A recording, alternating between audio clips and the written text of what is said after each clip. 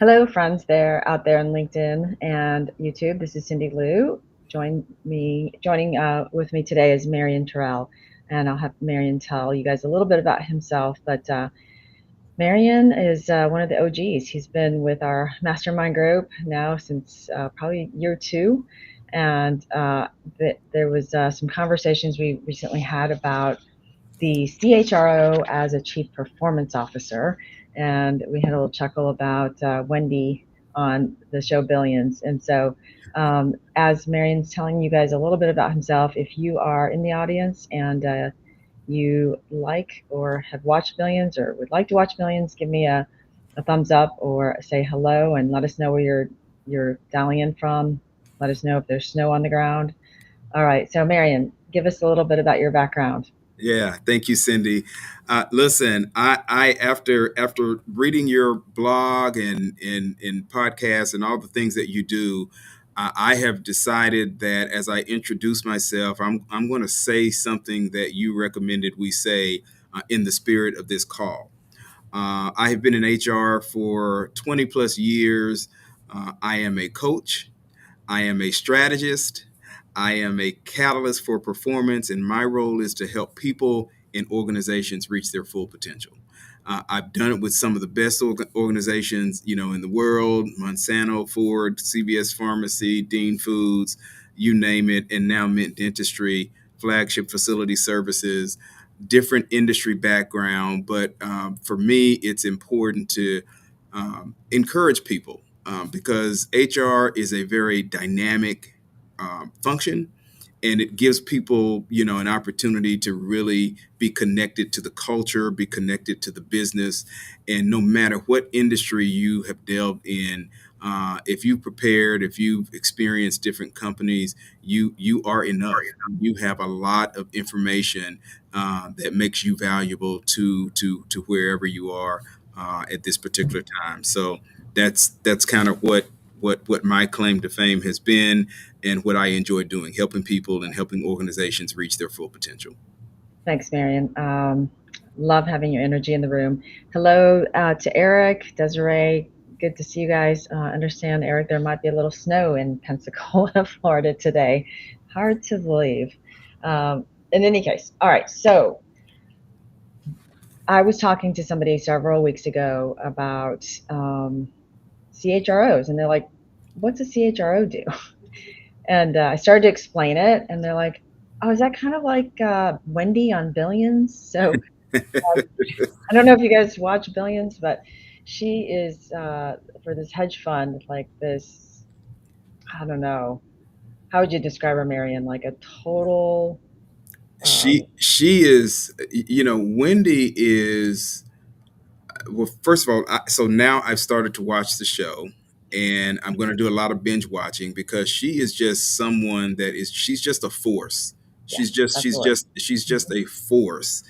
And because my first degree is in psychology and my second degree is in HR, I'm always analyzing, you know even how the show captures her as being a force. And some of the things that she's able to pull off, I think she's able to pull off because she has courage, because she knows the business inside and out. And she really just, is just someone who is not afraid to say what needs to be said. And that makes her a great advocate for other people as well. So Yeah, yeah, I'm addicted already. right. Well, on the show, she is basically the performance coach for all of these hedge fund guys, right? They're bringing in billions into the organizations, and sometimes they get a dry spell, right? And they can't perform, and so she gets in there and she's just like, all right, let's go. And next thing you know, they're rocking again. So all right, so that was I think a pretty astute analogy for somebody who had no idea what a CHRO does, and I'm glad that I described it in a way that didn't make them go, oh, I see, she's a party planner. For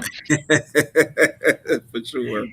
All right, hey Maggie, good to see you from Iowa. All right. Let's see who else we have. Peyton from Dallas. I guess it's probably still fairly warm in Dallas, right? Okay. All right. So we in the article we talked about four different things that helps the CHRO shift from HR to chief performance officer. Mhm. One is shifting your own time and focus. Two is building and developing a dream team. Three is repositioning HR around performance. And lastly, leveraging your peers to stay sharp. So I can, kind of theoretically tell you all these things. I've experienced some of these things in other leadership roles, but Marion's going to give you some real life examples. When you think about shifting your time and focus, what's an example of that, Marion, where you've had to shift your time from something that traditionally the CHRO might do, but you're like, I should be doing that, but in order for me to really help the organization perform, I've got to do something different. Love to hear it. Yeah, great question, Cindy. I think the concept of, I call it the best use of your time syndrome. You just, as a CHRO, you have to figure out, how can I leverage? There's only one of me. There's only so much, I can do.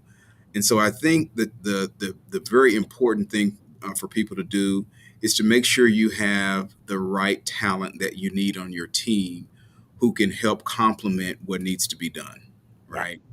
And so becoming a business ally, an operational executor, a change steward, a talent manager, all those things come into play when you're selecting your team. Because for me, I now know that the big thing that's assisting Mint Dentistry, and the thing that Mint Dentistry wants to focus on for the next 2 years, is really centered around culture. Mm-hmm. And so that means a lot of things to a lot of different people, but there are different aspects of culture. We have a culture internally that we are trying to create and improve and sustain. We're trying to introduce and move away from this concept called call center into a business center and all that comes along with that, making people feel valued and equipped. And if we don't have a robust call center, then we don't make revenue. People call our call center for a reason. Calls get rerouted and schedules are made, and all that comes along with that. But given the other piece that the CEO and the chairman and founder have asked me to take an active role in, I don't have the time to be able to manage that internal aspect. So what they have asked me to do, and I've made the decision to do, is to focus on the new business aspect, right? Which is another culture in and of itself. Mint Dentistry was founded in Dallas, Texas, but we have grown into 35 cities. We are in 8 or 9 different states now, and so we want to be just as profitable in those states as we are in Texas. And so Atlanta, Georgia comes to mind. And so spending a lot of time in Atlanta, whether you're at uh, a Chamber of Commerce meeting, or whether you're at a frontline meeting of managers, or you just, whatever the case may be, it is important for you to get to know the city and what's important to that city. Mm-hmm. Because those doctors are going to be recruited from that city more than likely. So are the hygienists and the assistants and all that comes along with that. So they need to know that we care about them, but we also need to know what they care about. And Right. so So you've shifted your time to the outside, right? To the I new did. business uh, development or new markets, Absolutely. and having somebody else take care of what's at home. But I couldn't do that, Cindy, Right. without having developed the team that Mm-hmm. I need to be able to take care of home while I am away. And Yeah. so I have 100% confidence while I am helping to, sort of, look at the business outcomes and sort of help, how make the connection between how performance ties to the strategic goals of being able to be profitable in all these new markets. I'm very comfortable that I don't have to worry about how people get paid. I don't have to worry about, the benefits piece. I don't have to worry about the employee relations and all the compliance that comes along with, Yeah. with our role. Still has to be done. But I've trained the team in a way that I can focus on, the strategic pieces, while the, as I call it, the strategic tactical pieces are being managed appropriately. Yeah. That's awesome. Actually, we're going to deep dive into this topic for those on our mastermind members on our Friday roundtable discussion. We're going to review a Harvard Business Review article called "Leaders Shouldn't Do It, Try to Do It All," and they talk about the theory of comparative advantage, And it's so powerful. Like, what are you really good at? And you know what, Marion, that is, launching new markets and staying focused on driving business growth. That's definitely your sweet spot. So that's awesome. And not, it's easy to just be like, I got to do it all. But if you really want to be able to focus in, you've got to pick and choose. So that's great. Welcome, Asia and Nivola. Good to see you guys. Pomona, Marissa, Joanna. Good to see you guys. Looks like we've got Dallas in the room, Plano, Santa Fe. So good to see everyone. All right. And Vaughn Scott is one that somebody wanted to say hello to you, Marion. Oh, Okay. very good. Hey, Vaughn. All right. Okay. So number two is we already talked about developing these dream teams. So how do you develop these dream teams? I mean, like I have my opinion on making sure that when you're recruiting that you broaden the pipeline and make sure you're looking beyond the resume, right? You're looking for the soft skills that are harder to identify, but certainly give you a lot more candidates to choose from. What's an example of how you've been able to accomplish that, whether it's on your team or in the broader business? Yes. So I think for me, it's first of all, it's a recognition that no great leader operates alone, and so recognizing that the best idea probably hadn't surfaced yet because you're still hiring and trying to put together your team. Hmm. So I see my team as sort of that think tank. How can we come up with the best solution, the best business solution for the organization? And the only way we can come up with the best solution is if we do it together. And so the time we spend together really fleshing out what is needed for the business, right? And so it's important for me recognizing where this organization is. We're still, forming and norming even after 15 years. But Mint is just a wonderful company, but is very clear about the direction that it wants to go. We are very business focused. We're very operationally driven, and so one of the things that I look for in an HR team is, someone with operational expertise. I Okay. mean, it is the critical. It When really you and say truly. operational, like in the field, like In, the work of the absolutely. business. Okay. Absolutely. We can teach the HRPs, even if people don't have the requisite HR expertise, that supersedes the operational expertise. I'm okay with that because a lot of what we're still trying to do is establish credibility. We're wanting to make sure that our business clients' needs are met. And so I'll give you one example. As an office manager, that is one of the most critical positions that we have in this organization. Out of about 1,000 people, our office managers, they get it done. They are responsible for little mini $3 and $4 million businesses all across the states that we're in. And so, to the extent they understand how to coexist with operations folks, with other doctors, with hygienists, with assistants, Hmm. that experience is just, I mean, it's just wonderful. You cannot pay for that in this organization. And so I tend to, when I'm staffing my team, I tend to look for people who have that operational expertise. Doesn't have to be in the dental industry. It can be anywhere, but as long as you can demonstrate the agility and the flexibility that comes along with Hmm. understanding scheduling and understanding how to meet doctors' needs and understanding how to the customer patient piece, all of those things. There's just so much. And it's one of the reasons why we started our emerging leader program for our office managers, because these folks have the most responsibility, but in many cases they were the lead, they were not receiving the requisite training that they needed. But what I have found is that even on my HR team, that Hmm. is a skill set that benefits them, it benefits me, and therefore it benefits the organization. Yeah, yeah. I love that expansion of the talent pipeline to operational skills. It looks like Desiree Santana agrees with that as well. Um, I think even beyond that, like if you're in a profession where you don't have to necessarily have the technical expertise, we, we built, Eric can tell you this too, we built 100-person recruiting search firm.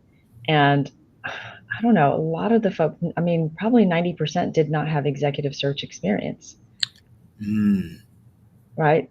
We didn't, in the markets that we were in most cases, we didn't have a Korn Ferry or Spencer Stewart to take people from. So they didn't have executive search experience. We had to just find people who had attitude, aptitude, and this appreciation for the role. mhm. But that meant looking at the soft skills, which is harder to do. But yeah, That is hard to do, and but to your point, Cindy, I think you have to figure out what's easier for you to train and what's easier hmm for people to already show up with that level of experience. And so I can teach you how to be a trusted advisor. I can teach you how to be capable and exceptional, when it comes to, when it comes to HR. But it's those other skills that we often overlook, and so I have learned, just by being in the people business for 20 plus years, that it is just as important to be able to complement the HR skills with the other skills that people are looking for us to have, because we want to add right. value, we want to connect, we want to collaborate. And sometimes that's hard to do, particularly in an operationally driven organization such as Mint Dentistry. It's hard to do if you have not experienced that. Which then brings me back to you have to be like a performance coach for your own team, right? If they don't have all the skills, they've got to be able to shadow you, be able to spend time with you, be able to get your, your, I guess, your ability to give them confidence to push back on the business if needed. And I think that you do such a good job of that as a leader, Marion, of making people feel like they've got it, right? Like they've got something really special within themselves.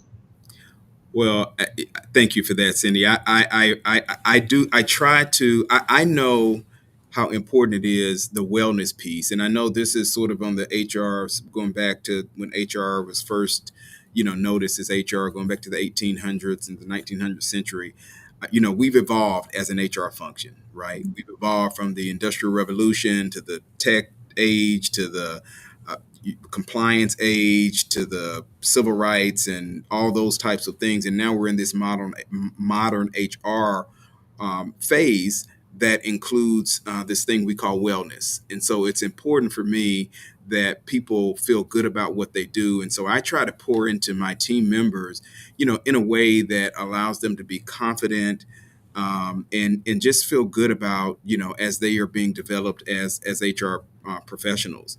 It also gives me a time to sort of, create a culture of innovation, sort of, come up with scalable policies, for new markets. How are we going to, onboard and recruit people, but also how do we tie it not just into the inputs that we have traditionally done as HR professionals, but what are the outputs? How can we connect people to the outputs, the revenue, the profit? This is, being able to have a conversation, as I did this morning with the CEO, about this is why we hired this person. This is why this program is now running efficiently. This is why we decided to do this and that and the other. And I'm tying it directly into the tangible business outcomes. That has worked very well also. But I would not be able to do that if I did not have trusted advisors that have now been developed. Yeah, yeah.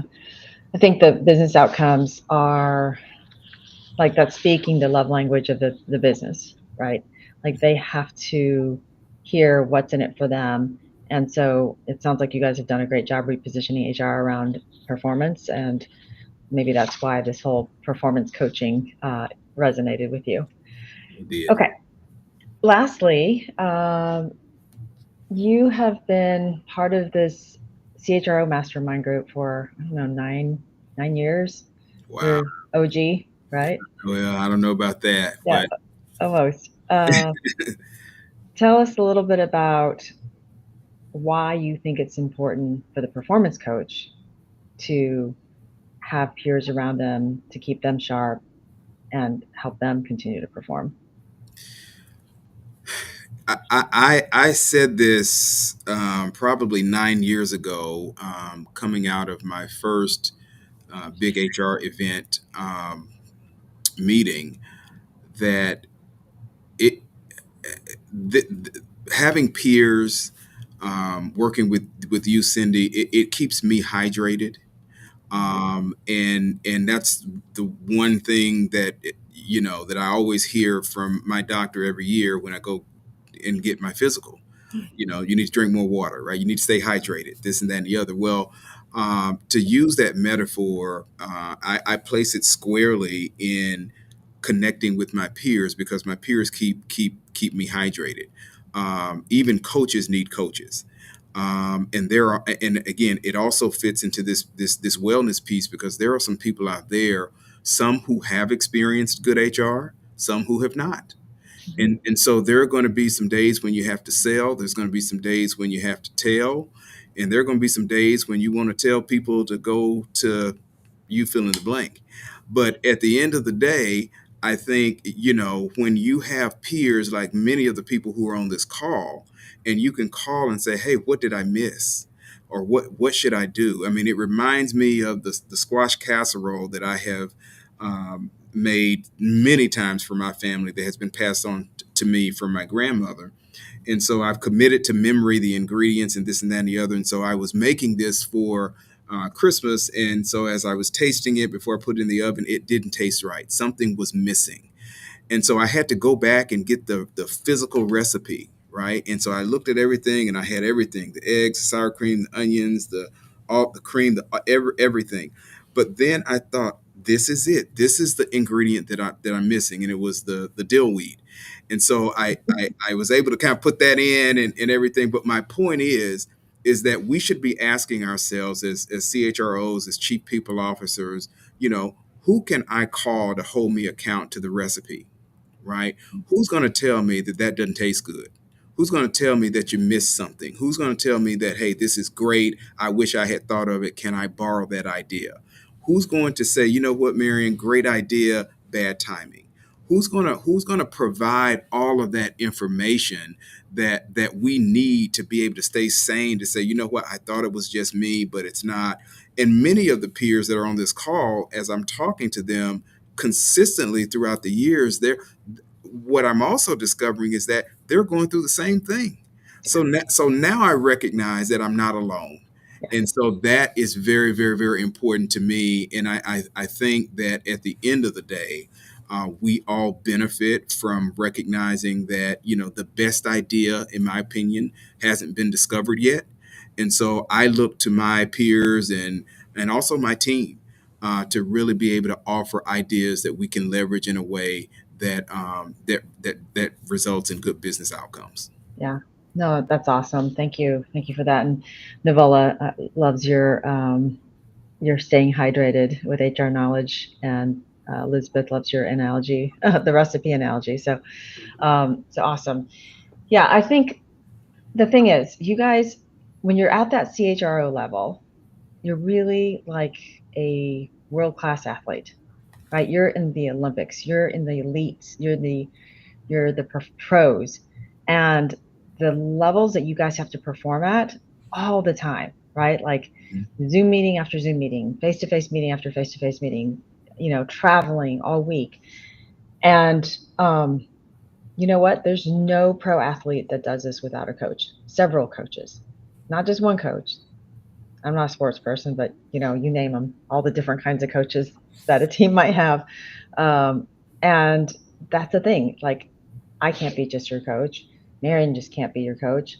Like, Navola's in the group, right? And Asia's in the group, and they've got different backgrounds that can support. And so there's nothing better. And when you can show up an environment that's safe, where there's really nobody trying to sell you anything, I think it allows people to get really vulnerable and open up. So, anyways, if you want to get involved with people like Marion, Nivola, Asia, ping me, let me know. And also, if you haven't yet signed up for the big CHRO event in Fort Lauderdale, get on it. We only have another week or so to get signed up, and there's no snow here in Fort Lauderdale. So there you go. You guys, thank you so much, Marion. I really appreciate your real life examples. I wish you well. It's been so amazing to be part of your life for the last 10 years. So, and thank you for giving me that honor. Thanks. Thank you very much, Cindy. I appreciate you as well. All right. Hey, everybody. Have a great week. See some of you next week. Absolutely. Take care.